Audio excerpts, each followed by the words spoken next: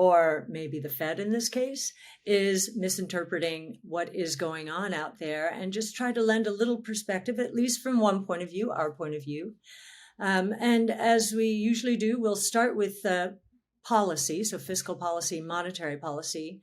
I'll weave in economics with economic policy I'll weave in economics with Fed policy because the Fed is supposedly data-driven. And there's a lot of data out there that suggests that the Fed policymakers should not be unanimous in their vote to tighten policy.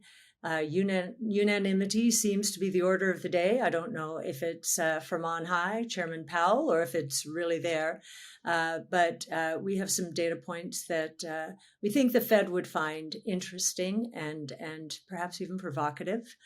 Then we will go into market indicators quickly and talk a little bit about innovation and how it is valued as a factor in the market. So starting with fiscal policy, we're looking at the midterm elections right now. So basically, nothing new is happening on fiscal policy, which is just as well. Looking forward, we'll be focused on getting spending, taxes, regulation down, and maybe opening up the spigots a bit more in terms of energy production here in this country, instead of going to Venezuela or Saudi Arabia. Monetary policy, well, let's just look at the numbers first. M2 growth peaked at 27% in 2020 and has been slowing ever since. It hit 4.1% in August. We believe it is closing in or might be below 3% on a year-over-year basis in September, which doesn't leave a lot of room for growth or inflation unless velocity is really picking up, the rate at which money turns over. And we're in an environment where we do not believe velocity is picking up. If anything, I think individuals and businesses are becoming more concerned and are spending less freely. So if you look at M2 also, you'll see that it actually peaked in March. Now, this is very unusual to see sequential declines in money. So probably making a mistake. I say probably because I have to from a compliance point of view, but I really do believe the Fed is making a mistake. And reflecting a little bit more on the Jackson Hole speech that Chairman Powell gave in late August, we've come to recognize that Chairman Powell really does think he is the reincarnation of Chairman Volcker, that we need him to take a sledgehammer to inflation, much like Volcker did. And history has treated Chairman Volcker very kindly. He did turn the tide on inflation. Now, what he did, though, was he turned a tide that had been building for 15 years. It started in 1964 with the Vietnam War and with the Great Society. So many social programs started at that time under President Johnson. And for 15 years, fiscal and monetary policy pretty much went rogue as we look at history. Even after shocks to the system, like the oil embargo in the 70s. Monetary policy seemed to be on automatic pilot back then. The dollar was getting crushed toward the end of the 70s, adding to the inflationary fire. And so Chairman Volcker did choke off money supply and killed inflation. It took a long time for people to believe that inflation had peaked. In fact, I don't think many people believe it peaked as it did in 1981 until 1986 when oil prices crashed.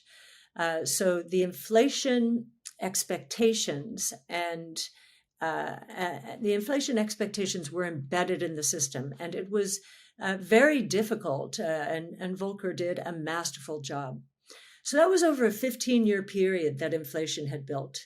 By the time the Fed got around to tackling it this time, it was not a 15-year problem. It was a 15-month problem.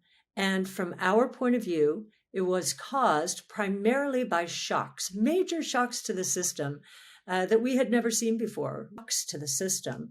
This was not a period of embedding inflation expectations. And yet, Chairman Powell is taking a sledgehammer that is actually bigger, much bigger.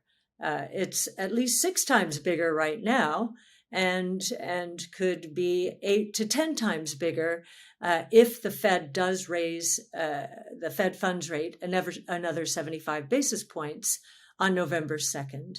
And what do I mean by that? Well, Chairman Volcker was dealing with double-digit interest rates.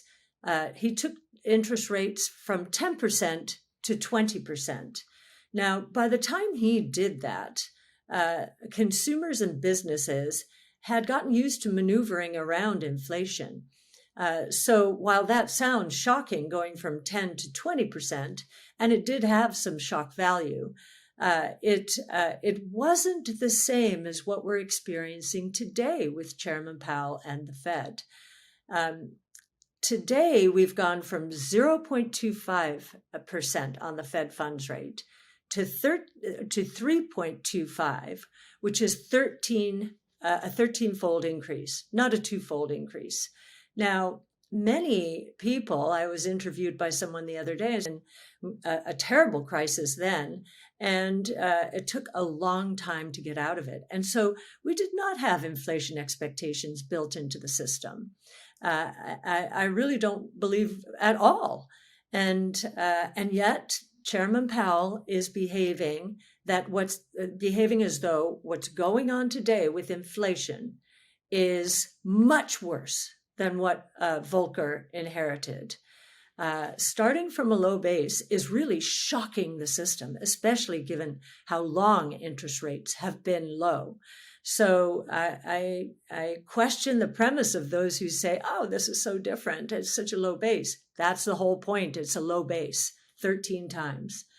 So if they raise the Fed funds rate another 75 basis points, this will be a 16-fold increase compared to Volcker's 2-fold increase.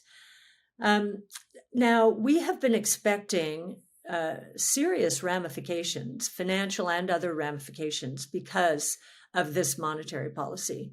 And we've gotten the first one, but most people here in the United States are not aware of it or haven't thought very carefully about it because it doesn't seem to matter to us.